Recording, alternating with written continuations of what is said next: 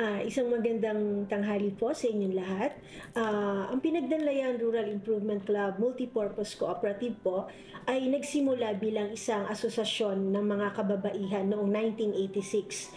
Ito po ay binuo ng 20 na mga kababaihan at ang pinaka-layunin po ay mabigyan ng extra income, livelihood program ang mga asawa ng mga farmers. Iba't ibang proyekto, iba't ibang mga livelihood programs ang itinuro sa mga kababaihang ito upang makatulong sa kanilang pang-araw-araw na pamumuhay. Panahon ng 1986 din na nagkaroon ng oversupply ang tanim ng luya dito sa aming barangay. Kung kaya't naisipan na gumawa ng isang produkto out of ginger. Doon po isinilang yung paggawa ng instant salabat. Naging matagal po yung proseso. Naging medyo mahirap i-market ang aming produkto dahil typical po na sa probinsya madaling gumawa ng salabat. Kahit po sa sarili nyong kitchen ay kayang-kaya nyo na po itong gawin. Pero hindi po yun naging dahilan para huminto ang asosasyon.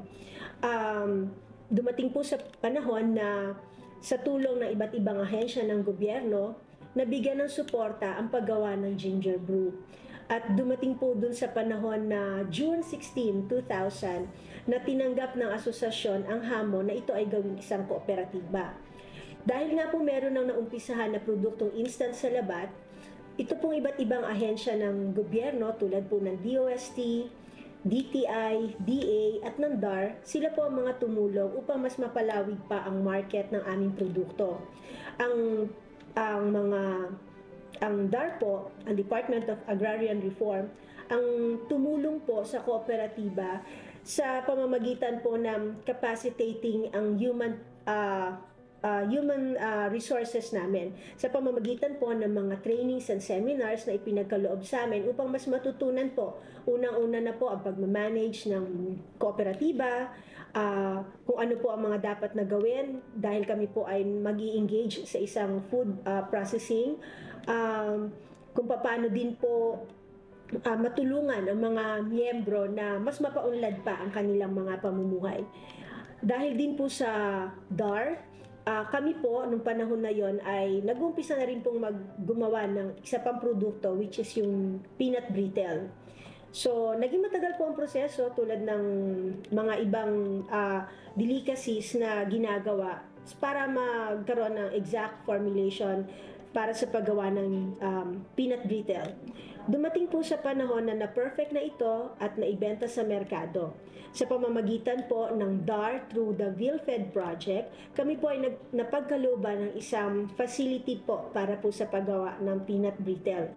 Ang kooperatiba naman po ay nangangako din po sa patuloy na pagsuporta sa Department of Agrarian Reform. Mula po sa pamunuan po ng Pinagdanlayan Rural Improvement Club Multipurpose Cooperative, ang taus-puso po namin pasasalamat kay DAR Secretary Conrado Estrella at lalo po higit sa ating pong Pangulo Ferdinand Bongbong Marcos Jr.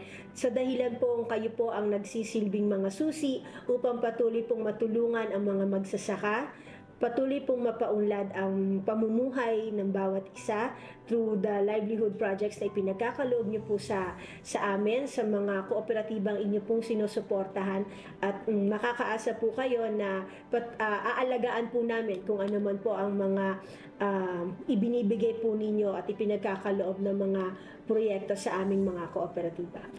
Muli po, nagpapasalamat po ako. Ito po si Cristina Generoso, ang General Manager po ng PRIC MPC.